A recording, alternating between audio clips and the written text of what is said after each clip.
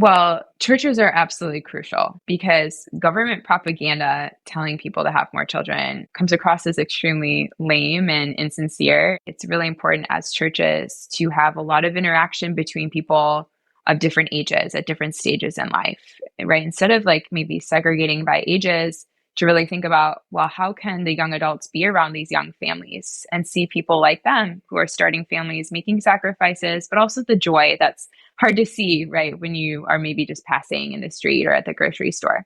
And then the second thing I think is providing matchmaking services. So that sounds funny, but we know that mechanically, a lot of the problem with falling births in the United States, this is not true in other countries. So there's good evidence that it really has to do with delayed marriage. So once you're married, you do have like 2 to 3 kids on average, but people are getting married later and a smaller share of the population is getting married.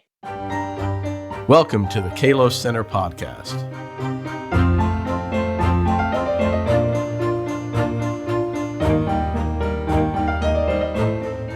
Hello, everybody. Welcome to another episode of the Kalos Center podcast. Our guest today is Clara Piano. Dr. Piano is visiting professor of economics at the University of Mississippi. She earned her bachelor's in economics and marketing at Creighton University and her MA and PhD in economics at George Mason University. Before coming to Ole Miss, Clara held posts at Samford University and Austin Peay University. Her publications address a variety of economic issues, and one of her specialties is family economics, which we'll talk a little bit about today. Her work has appeared in a number of scholarly journals and popular periodicals. She's co-authored some of her scholarly pieces with her husband, Ennio Piano, who is also an economics professor at Ole Miss. Clara and Ennio have a daughter and a son. Clara Piano, welcome to the Kalos Center podcast. Thanks so much for having me. So when and how did you start to take a strong interest in the study of economics? So I came to economics late in my undergraduate career at Creighton University. I had a wonderful set of professors who really changed my life. They ran a reading group where students could engage with Catholic social thought and other sorts of topics in an extracurricular setting and, kind of more of a Socratic discussion. And then they also had some undergraduate research opportunities. And I like to tell my undergrad students, my first research paper was actually about the craft beer industry in Nebraska that was expanding at the time. So it's been an interest ever since then. And I was lucky to go straight to get my PhD at George Mason and have been, I think, enjoying the best job out there ever since, teaching students, writing research, collaborating, as you mentioned, with my husband and with other great co-authors, and just overall enjoying being an economist and thinking especially about topics that are outside of maybe what most people think of as economics, which are the institutions that undergird markets. So the family, religion, the law, those types of things are my main interests today. Yeah, when people mention economics as an academic discipline, some people's eyes can glaze over, particularly those who are math phobic. Mm-hmm. And without really recognizing that whether you like math or economics, difference curves or whatever it is, if you're a person in this world who's paying bills and making consumer choices, and particularly if you're raising a family, you are deeply involved in economics. There's just no getting around it, right? Mm-hmm. Mm-hmm. Yes, I totally agree. It's hard to teach at the high school level, I think. I'm a big proponent of starting it in high school, but it's difficult and it needs to be done in a unique way. I would argue more of a classical way than at the college level, because you, as a high school student, wouldn't have the experience of having a paycheck, right? Really knowing what taxes are, even driving yourself to a Walmart, picking up popsicles. You don't have a lot of that experience in the market yet. So some of the things that we introduce in college or in later only make sense once you, as you mentioned, especially try to budget for a family and run a household. Of course, the original meaning of the term economics is management of the household, from the Greek. So it's something that everyone is engaged in, even if they don't know it. And it doesn't have to be, just about math. I like to think of it as a way of seeing the world, where we think about what are the social laws of nature at play with supply and demand, helping us explain what we see in the real world in terms of prices or wages or even children being born. So one of my areas of interest as a scholar, and some of my popular writing is ethics. And one thing that's important to note about economics, particularly family economics, or really any consumer choices we're making, is there's always a moral dimension there, Mm-hmm. right? And some of the work that you've done really highlights that. And a number of your essays that caught my eye, you've published in Public Discourse, which is a wonderful periodical online webzine. And you address a number of issues that really show a kind of unique perspective, maybe even surprising perspective that I want to talk about, concerning everything from donation programs to a family-focused approach when it comes to purchases, and pro-family public policies. I want to address each of these things, but first I want to talk about what is a very kind of trendy thing these days, and that is ethical consumerism, fair trade, ethically sourced goods and services. People are often concerned with this and, encourage a thoughtful kind of assessment of the purchases we make, and with concern to not be kind of unwittingly endorsing or supporting unjust practices. So people are concerned about everything from factory farmed animals to oppressed factory workers in foreign countries. You suggest that production processes make those issues a lot more complex than people think. Can you talk about that? Right. So, as an economist, one of the things that we consistently, or I should say, is consistently pressed upon us is this understanding that human knowledge is so limited. So, what I see in my individual day to day life is going to be different than what another person knows, in terms of even, things with the moral aspects. And so we do now live in a world that's very interconnected, and you can understand maybe what it's like in terms of like the production processes all around the world. But very often those are going to be summarized by a brand or a label. So like you said, fair trade or non-GMO, organic, right? All of these types of labels that are not perfectly mapping onto moral. So as Christians, myself as a Christian, I just wanted to make the case that not every time there's a label that a company is using to make a profit, by the way, it's not indicating necessarily that this thing is more ethical or less ethical. It's actually just checking some boxes. And so this idea that knowledge is limited, and we actually don't know, right, whether there was a fair and just wage paid to every worker in that production process, because that's not exactly what you can measure. It would be extremely costly to try to estimate that. And so ultimately, it's not an argument that we shouldn't be concerned about what goes on around the world. Absolutely, we should be. Absolutely, I believe that one day we'll have to answer to how we treated the people who we employed or the people who we interacted with in the market. Those are moral decisions, as you recognize. But it's about prioritization. And so what do we need to think about first? And I think we need to think about our family members first, just because we know their needs the best. We know how we can serve them the best. They have been put under our care, right, if we're talking about our children. And so thinking about serving their needs, and of course, not being complicit in inherently unethical practices, but once you get out of that realm, I think when you're thinking about organic, not organic, right, some of those other labels, putting your family's needs first and your family budget and taking that seriously, I think is a better guide than using what come down to marketing tactics as a guide to ethical behavior in the market. So you also note that companies' donation programs, which also are pretty popular, that those are sometimes actually counterproductive when it comes to helping developing economies. How is that the case? And then also, what would be a better approach? hmm So there are a couple of books on this, and it's a pretty well-known thing within economics and economic development specifically that some interventions in markets can have unintended negative consequences. So a good example of this would be like Tom's shoes. Not to, call them out there. I think they've changed their strategy since, but initially they had this program where they were donating shoes to people in need all over the world and linked to how many shoes they were able to sell in more high income parts of the world. And that was part of their product was you can buy shoes, but you can also do good, right? So trying to sell more value in that way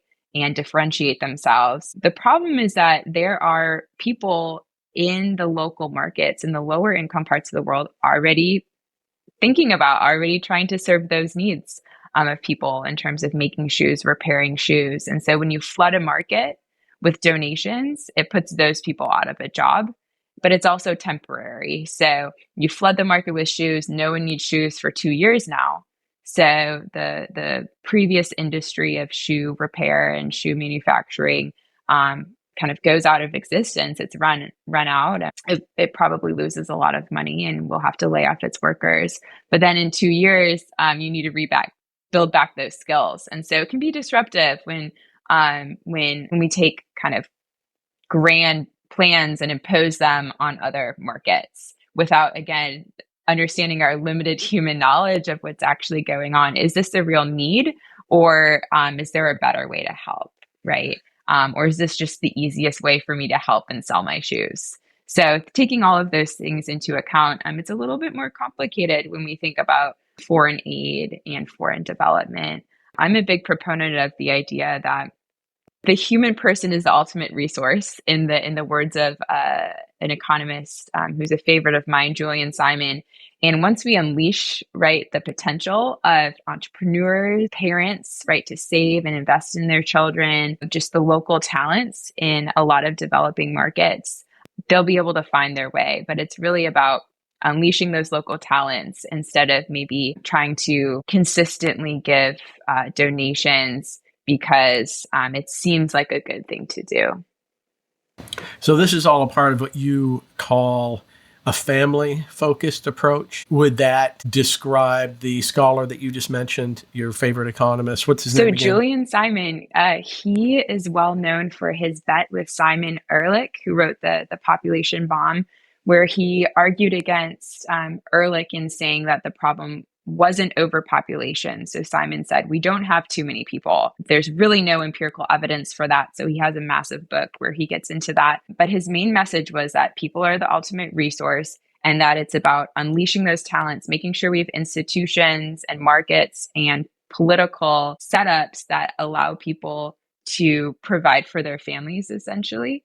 And once we kind of get out of the way a little bit more, then people will naturally want to be creative, invest, right, and save for their children again, and to find their vocations, right. And so that's really the problem is more institutional than it is this like overpopulation, this idea that we have too many people. And of course, I think Simon has been vindicated. There's a really nice resource. If listeners are more interested in this, called the Simon Abundance Index, where it's the Cato Institute tracks the prices of raw materials and shows how human ingenuity has actually driven down the costs of a lot of things that we need.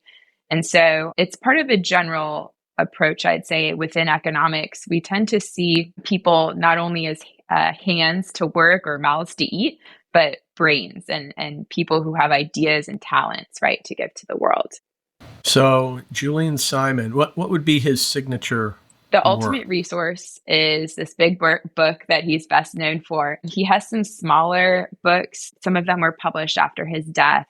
I think one of them is like 100 Greatest Facts or something like that. But there's a website with a lot of free resources. It's just Julian Simon, I think .com. If people are interested, he did pass away relatively recently.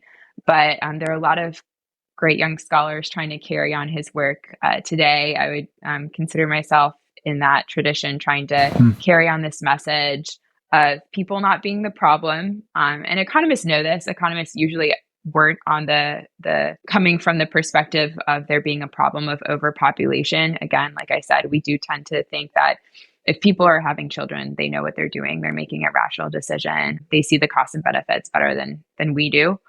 But now with the recent actually birth dearth, the recent reports around the world that actually it looks like not overpopulation, but something like underpopulation, which I wouldn't even call it that to be picky, but people are not having a lot of children. And so the main problems we will probably be dealing with in the future is a lack of human ingenuity and Mm. human labor and human talents that we need. We need to solve our everyday problems, right? I need, as a mom, I need someone to think about the best travel stroller that can fold up really nicely and I can take it with me right when I visit my own parents with the grandbabies. And so the idea of serving each other's needs in the market depends on a population, depends on population growth.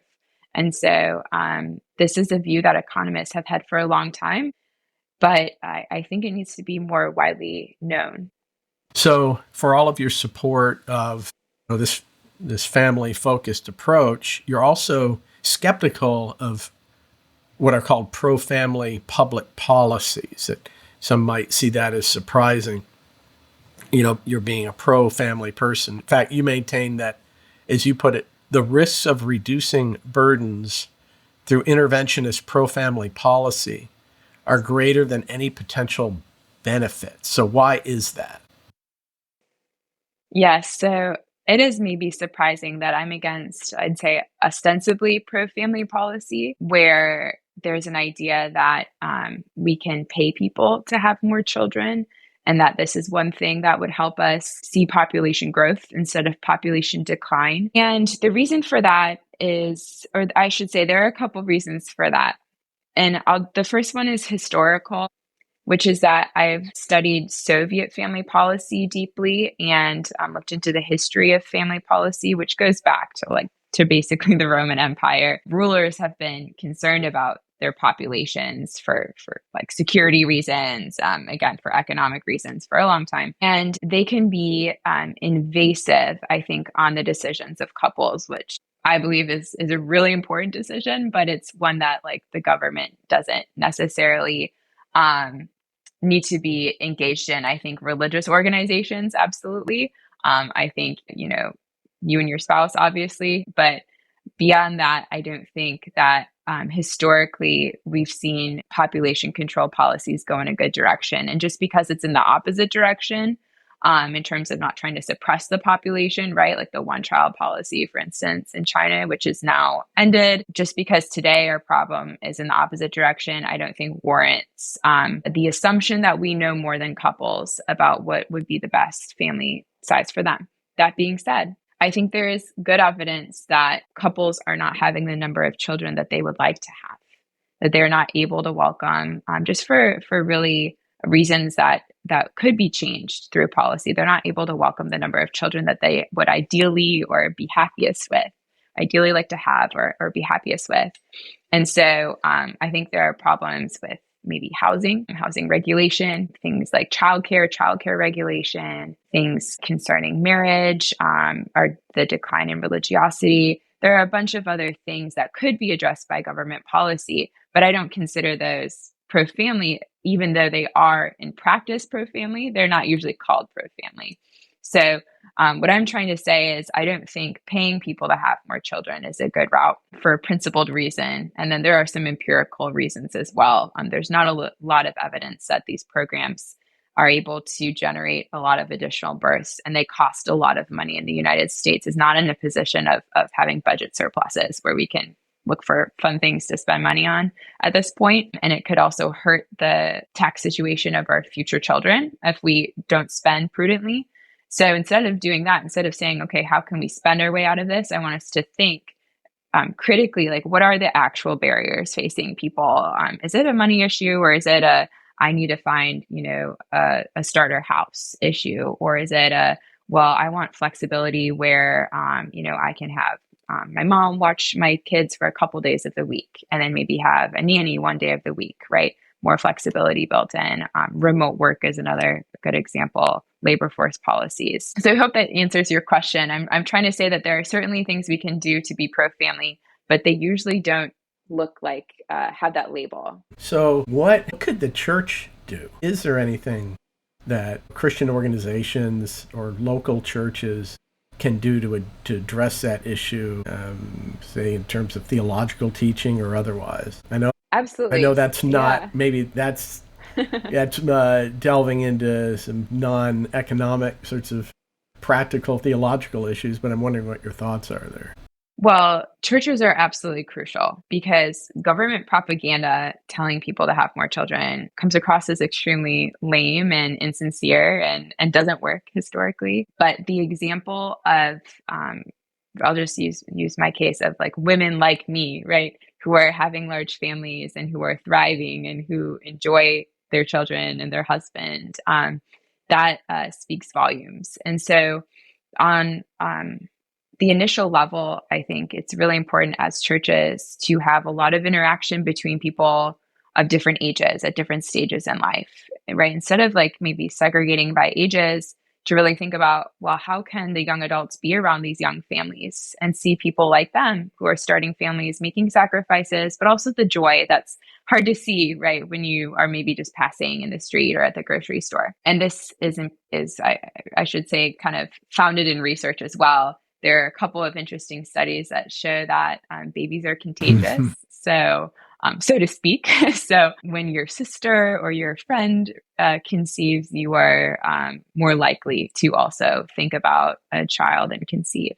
And so at a very practical level, I think that there are a lot of things that could be done by really holding up the young families or the growing families in a church community as examples and doing what is possible to support them, right? By getting babysitters for when they need it or baby boxes, coordinating, those meals when the baby first arrives. Those types of things are absolutely fundamental.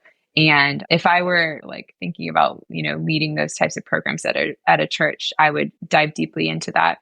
And then the second thing I think is providing matchmaking services. So that sounds funny, but we know that mechanically, a lot of the problem with falling births in the United States, this is not true in other countries, I think, but in the United States, there's good evidence that it really has to do with delayed marriage. So once you're married, you do have like 2 to 3 kids on average, but people are getting married later and a smaller share of the population is getting married. And so this matters because not only is marriage great, but it's great for kids. And so if churches can find ways, and I found in my own experience, I help with some young adult groups, that calling them matchmaking is not usually the best way to go. It can be a little high pressure, but finding ways to get single young adults with similar values to make friends first and then really establish those relationships and know that they have a lot of support is really important as well. So those would be the 2 things that I would focus on. And then I guess the last thing that I would say is in general promoting the message that people are good. That's something that you won't get outside of religion. That's something that Christianity in particular is famous for and needs to become more famous for. This message that whether you're young, old, healthy, sick, whatever your contribution to society, we value your life, and we're here to celebrate your life as a gift. And so I think that that's also a really important consideration. Is we want to be shaping that narrative over the value of human life. Right. Sanctity of human life based in our being divine image bearers and this inestimable value of each human life, regardless of its quality. That is such a Christian distinctive that really is shared by all Orthodox Christians and across the spectrum. It's a wonderfully unifying theme and unfortunately, increasingly countercultural, which is sad to see, but just one more way where we can be a light in the midst of a cultural darkness. And to your first point, yeah, my wife and I have been very evangelistic over the years, just in terms of encouraging young couples not to wait. You could wait until it's too late, doing all the calculations and can we afford to have a child and et cetera. And we've had several come back to us and say, we're so glad we didn't wait, including the pastor I've been working under here at Christian Community Church, where the Kalos Center is housed. He and his wife were dating when I was teaching at Taylor University, and we'd have them babysit for us.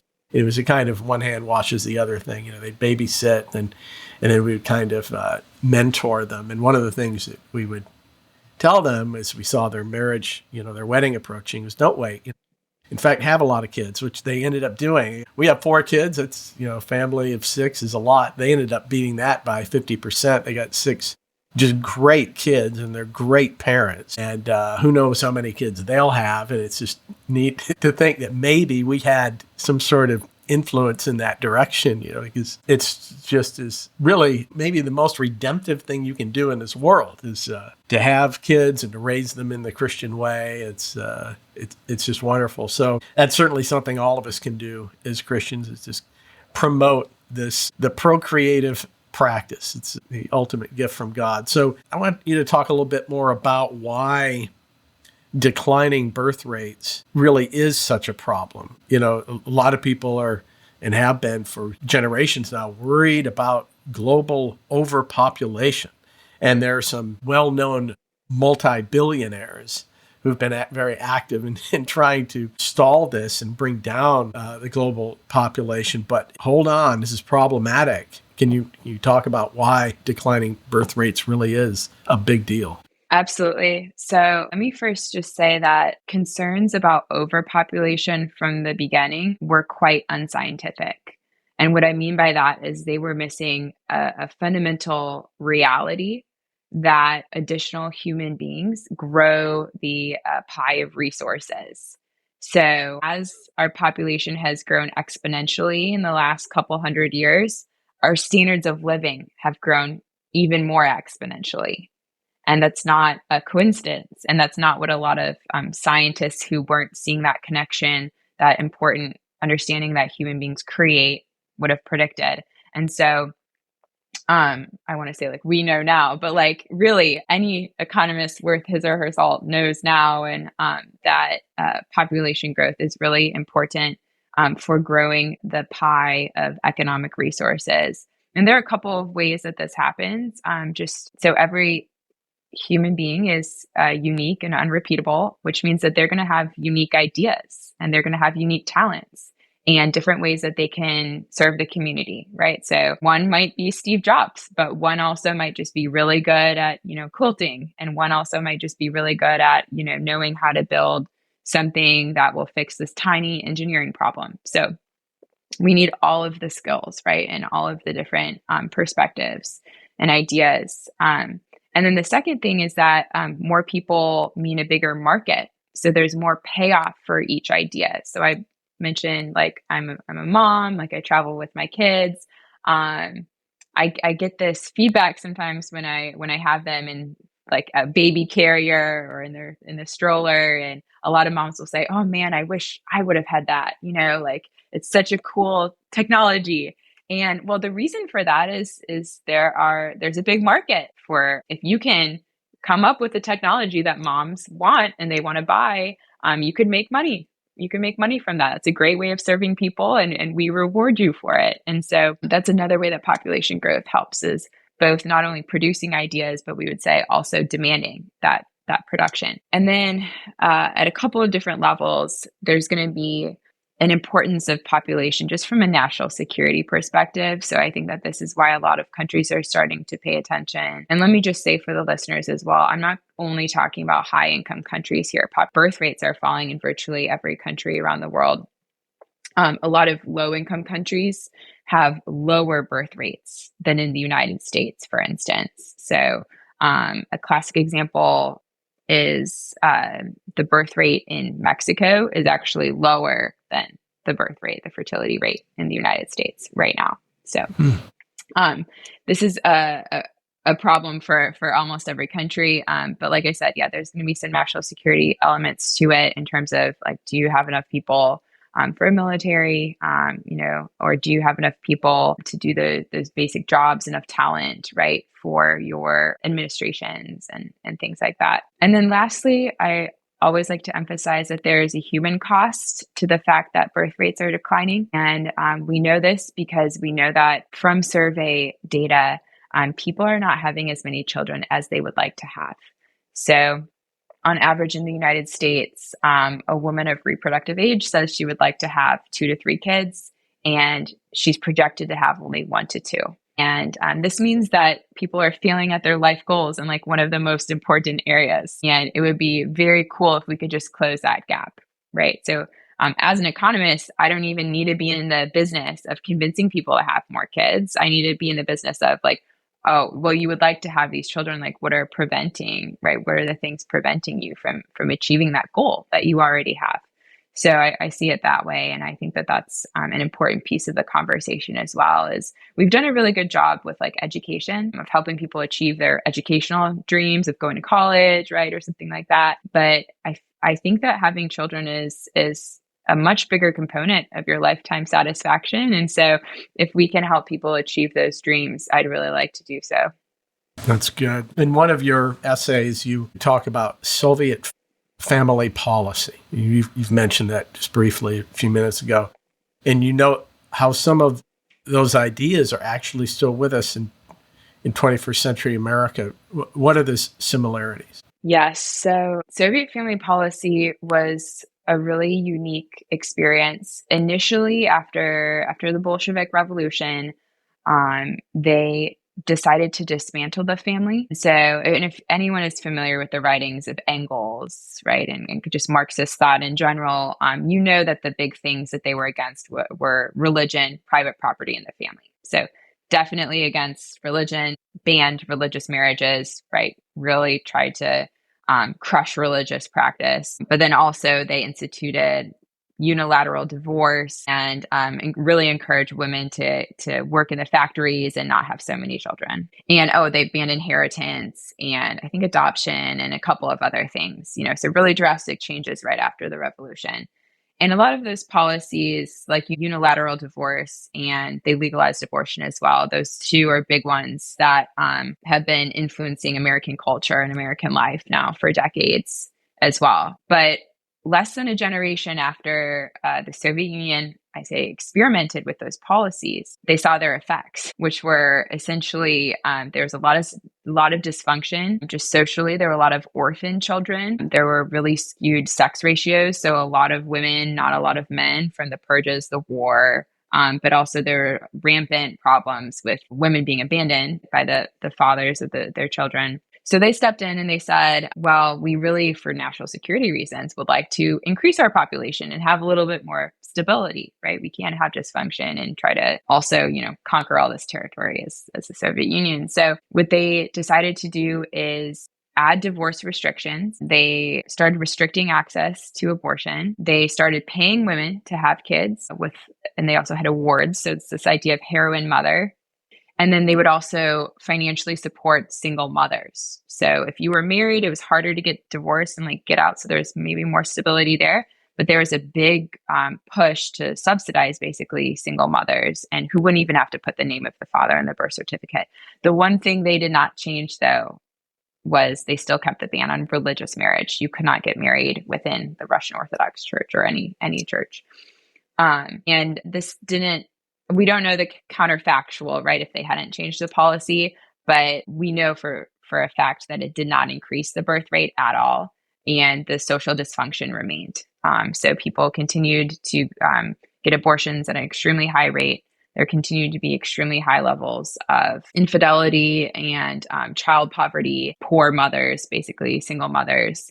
And it was, I think, one of the things that certainly led to the fall of the Soviet Union as well, in addition to their atrocious economic policies. So what I also see now is this conversation between government officials thinking about how do we raise birth rates, and they're making the same mistakes. They're not thinking about religion as an important force, right? They're ignoring it, ignoring religious marriage. And they're thinking that we can, pay women to have more kids, when in reality, it's it's a much bigger decision than something that a couple of $1,000s could change. And for good reason, because your child is with you for life, and you should take that really, or well, especially if you believe in an eternal soul, right? They're going to be with you forever, and so you got to take that decision very seriously. And I don't think it would solve the problems. It would just cause fiscal pressure. So it's an interesting example to look back to historically.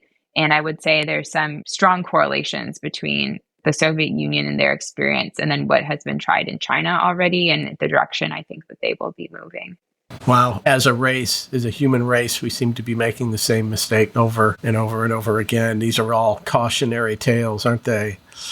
Trying to think of the name of that female communist scholar you mentioned in one of your essays, who was very much a champion of these ideas, said that we need to get our views on sex such that it's just comparable to drinking a glass of water.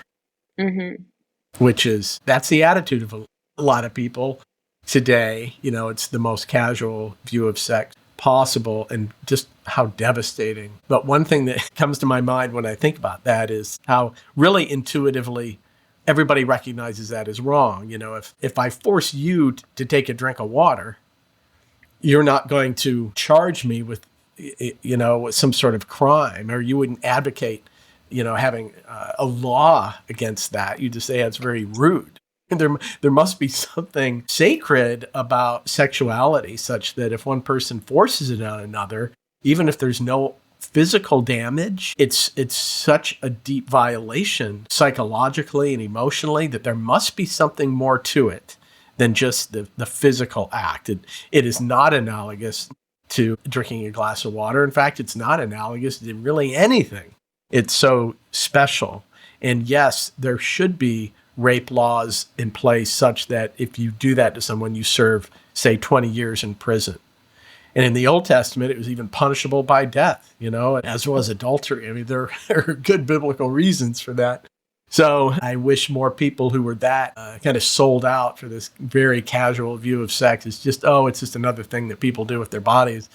I wish they would pay more attention to their own intuitions when it comes to sex crimes, right? Because they would almost always be advocates of severe penalties for sex crimes. Anyway, so what would you say? You've touched on this a little bit, but I want to hear you talk a little bit more about the biggest threats to the family in the U.S. today, and how we as Christians can meet those threats. Yep. So in the United States, the biggest, I think, and the biggest problem is going to come down to marriage. And so that connects to the falling birth rates, but it also connects to, I think, a failure to establish good civic friendships, to establish like a pro-family culture, right? A lot of these other pieces. And so it's going to come down to marriage. I think it's important to recognize that, and there's actually been some economic studies on this as well, that people use marriage as a commitment device, which means that it allows me to have certainty that even when something is not going to be convenient for you, or even when maybe I don't feel like it, we're still going to be cooperating. We're still going to be working together to invest in our family. And so this is super important for children, right? Because children have a very long time horizon, we would say. You can't just think about them in the next year. It's a big commitment throughout your life. And then this is also going to be important just for simple things like, how do we handle our careers, and how do we handle whose job we move for? How do we handle, investing in our home? And so there's a really interesting line of research that's shown that actually marriage rates amongst homeowners has remained, relatively stable. And part of the explanation for that is, while the marriage contract in a secular sense doesn't provide that commitment device that people need, having a home acts as like collateral. So if you have a big resource that, man, I really wouldn't like to have to sell it and divide it up and all of this kind of stuff, that can help people have that certainty, have the stability that they need to then invest in the relationship. And so then you see couples are more likely to have more kids, maybe have a stay-at-home mom for part of it, right? She's able to sacrifice part of her earnings, right, for the good of the family in that way, because she has the stability of knowing she won't be then, cut off on the other end. And so There are a lot of pieces that go into it. Marriage is a big one. How to get marriage to function better as a commitment device would be my number one thing. But there's definitely some regulatory issues in housing and in labor markets in general are two things that I've been starting to think a lot about. And there's been a little bit of work on showing the importance of a house, right? For young families, access to a small, doesn't have to be nice, right? Just access to like a small house. And then having that own space, right? So I've had babies, I've had two babies in an apartment before. And it's just not as nice when you think that you're keeping the neighbors up at night as well when they're crying. It's better to contain that within your Yeah. own four walls. And so there are a lot of just, sort of practical reasons why people tend to really favor houses for children, especially in the United States. And then labor market is a big one.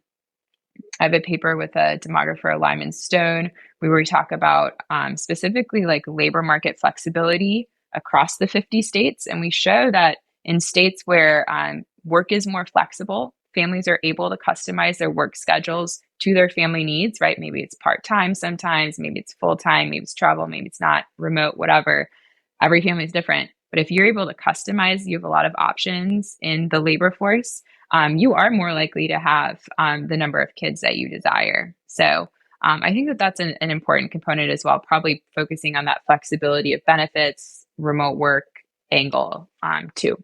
So, how would you say your work as an economist is an outworking of your personal faith? It is strongly influenced by my faith. And I'm trying to think about how to describe it simply. I think my interest in the family as an institution in society grew out of what I saw as an emphasis growing up on family and the importance just spiritually of being a good and the responsibility, right, of first obeying your parents and then, being a good parent and being a good church member and all of those things. And so it clued me into the importance of the family and how it underlies so many of the institutions that we have in society. But then so it shapes my research, but just day to day, it gives me a real interest in students, a desire to form them as people, a desire to be a really good teacher, and also to communicate these ideas more broadly.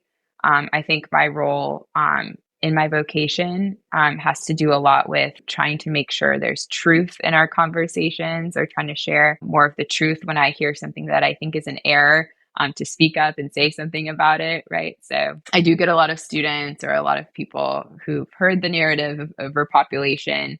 And I think it's so important to correct that because it's just an error in our thinking about what reality is like. And so those types of things, I think that that's kind of the general vocation of academics is searching for the truth, right? And helping communicate that to broader audiences. Yeah. That's good. Yeah, there's certainly a strong biblical emphasis on truth, isn't there? You think about early chapters of Genesis, the fall was catalyzed by a lie and a departure from truth. Jesus even defines himself accordingly, calling himself the way, the truth, and the life. When God defines himself or he names himself to Moses, he calls himself the great I am, which is at least in the broader Christian philosophical tradition, we would understand a true statement as one that corresponds with the way things are. Mm-hmm. And so if that's the case, then when God calls himself I am, it's another way of God saying I am the truth. So yeah, that's a deeply Christian emphasis, even if that isn't recognized immediately by a lot of people, that as Christians, we need to be pursuers of truth and declarers of truth, arguing, defending truth in whatever domain we're working, whether it's economics or some other field. So you have a clear sense of vocation and calling in your life as a Christian economist to broaden the question. I like to end all of our conversations with this question. What would you say is the meaning of life? That's a good question. Let me go back super quickly to your previous question because I did forget a component. And this relates to my answer to this question. So there's a nice little book called The Intellectual Life, but it's written for people who want to pursue an intellectual career to some extent, but it's really written for everyone. And I do see part of my vocation as reaching out to everyone, no matter what their day-to-day job is, and helping them recognize that they have an intellectual life and can cultivate that interior life a little bit more. And so to answer the question about the meaning of life, the main thing that came to mind was that line from the Baltimore Catechism, which is to know, love, and serve God in this life and the next. So that's a simple, truthful, I think, touchstone, a nice encapsulation of a lot of what we've been saying, to know, love, and serve God. And the recognition that there is not just life here, but there's a life after as well. Very good. Yeah. An everlasting life, in fact. That's wonderful. Well, Clara, thank you so much for spending this time with us. I've enjoyed it a lot. Thank you. Thank you so much for having me. Thank you for listening to the Kalos Center podcast. To get notified when we publish a new episode, please subscribe and let us know what you think by leaving us a review.